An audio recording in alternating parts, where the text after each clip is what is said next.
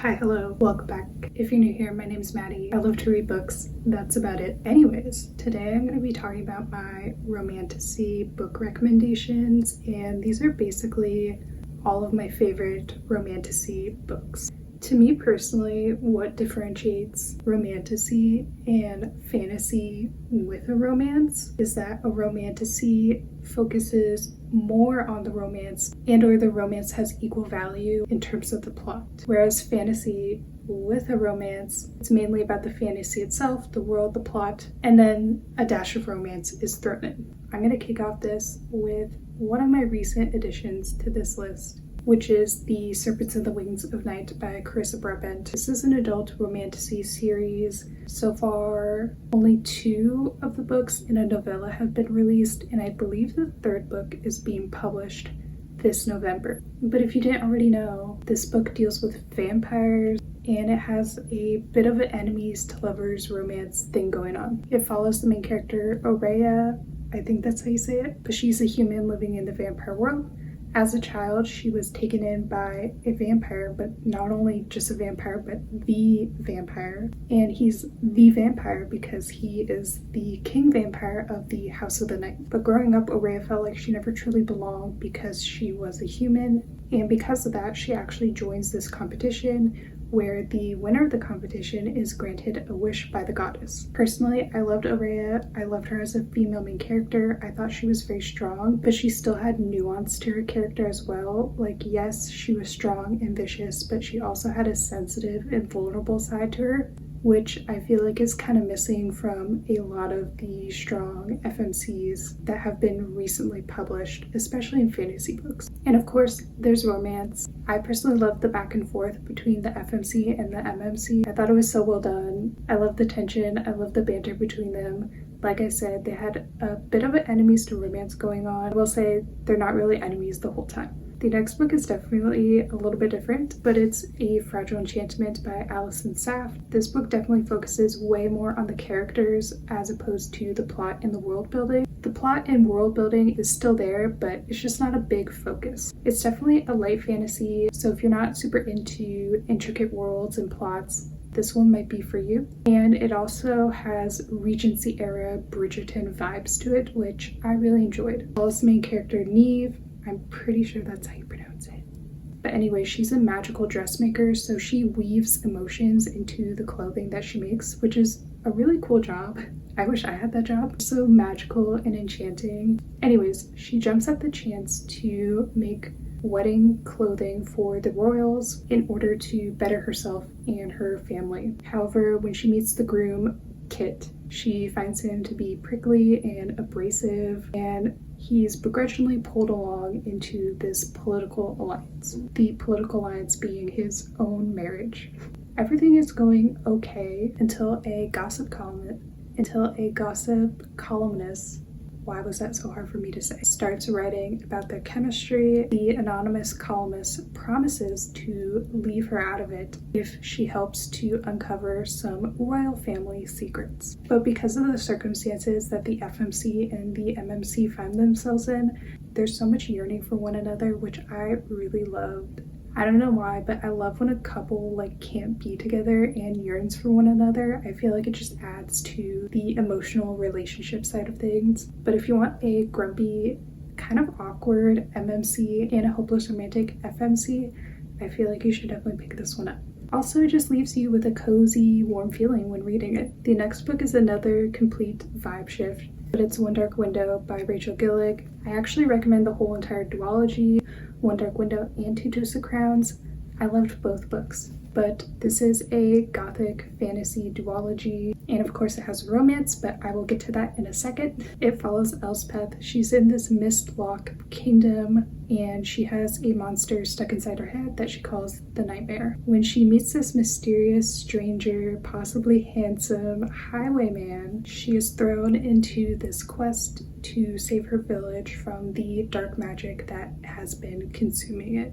It's truly a refreshing romantasy duology. It has such a unique magic system. It's card-based, atmospheric, it's gothic, it's dark, and of course it has romance. I love the romance in the first book, and I especially loved it in the second book as well. The second book explores new characters and their perspectives, and I loved it so much. The next book is Belladonna by Adeline Grace. This is a YA fantasy romantasy trilogy, and the second books are Foxglove and Wisteria, which I recommend both of them. The first book follows Cigna, and all her life she has been surrounded by death.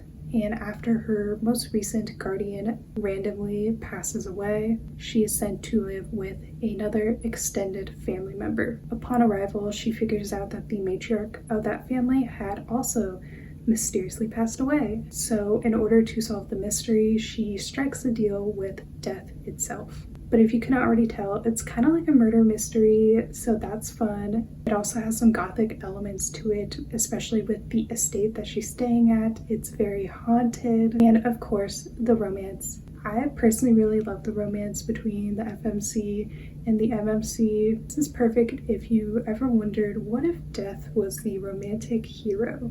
Next is Where the Dark Stands Still. This is a YA fantasy romantasy standalone. Easily one of the better books I read this year. I rated it 5 stars. This book is about Liskia, and she's running away from her village, and she runs away to the spirit wood that is guarded by a demon who is the warden of those woods. And the demon offers her a bargain of 1 year of servitude in exchange for a wish. But this book has Howl's Moving Castle vibes. It has a sentient manor, a dark and magical forest, and a really endearing romance as well. I feel like the FMC and the MMC obviously start off not really liking one another because of the circumstances that they find themselves in, but just their development over time was so good and slow, and I loved it. They also have yearning between them, which, like I mentioned before, I love when a couple can't be together and yearns for one another.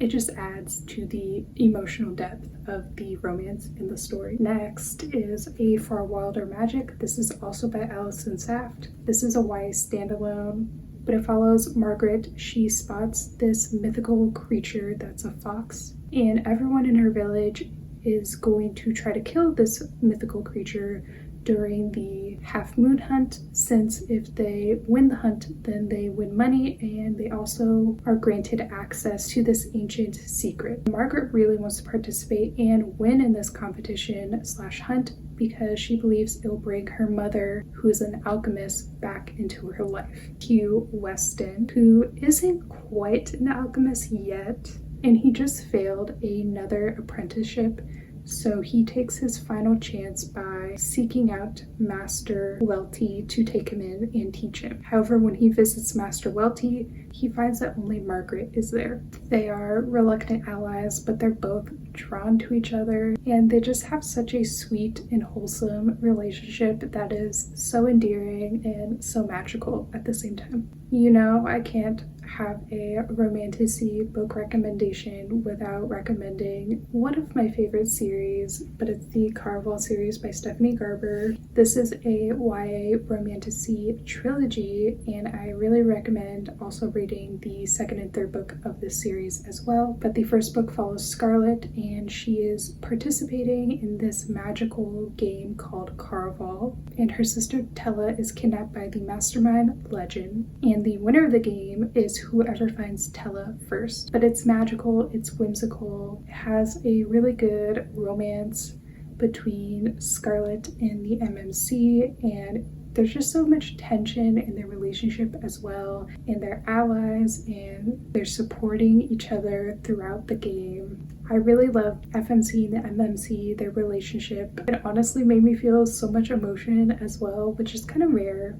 The next recommendation is actually the spin-off of Caraval, but it's the Once Upon a Broken Heart. And of course, I recommend the whole series because I loved it so much. But like I said, technically Once Upon a Broken Heart is a spin-off of Caraval. Listen, people will tell you that you don't really need to read Caraval before starting Once Upon a Broken Heart, and I'm gonna politely disagree with that statement.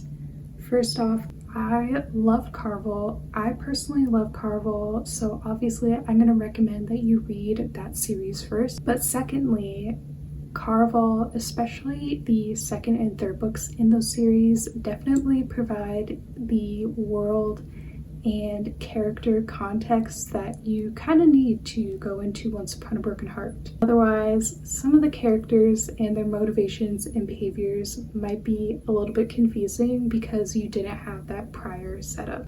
But anyways, I love Once Upon a Broken Heart. I love the whole series. The second book, The Ballad of Never After, is my personal favorite. It's a 6-star read for me. Like Caraval, it's also enchanting and magical and whimsical. It feels like a fairy tale. And the FMC, Eva, she is a hopeless romantic at heart and is often seen less than because of that, but I feel like that's her strength. I love the romance between the FMC and the MMC as well. It's definitely a slow burn. It's a series that is just about them, so obviously if they get together in the first book, why read the other 2 books? But I love their relationship. I love their back and forth. I love their banter. I love their tension.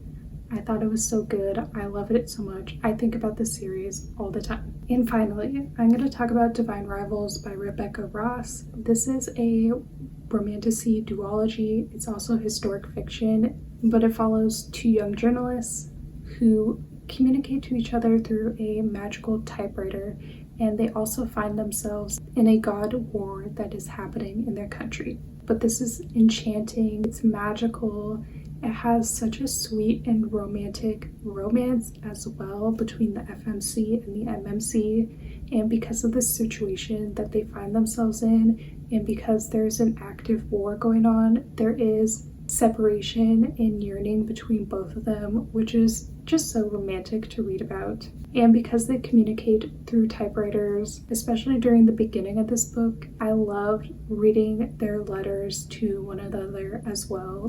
Something about sending letters to your pen pal is just so romantic. But anyways, that concludes my recommendation list. Please comment your favorite romantasy book because I would love to know. If you want to follow me elsewhere, I'm also on TikTok and Instagram, same account name, Maddie Reads 6. And without further ado, I'll see you next time.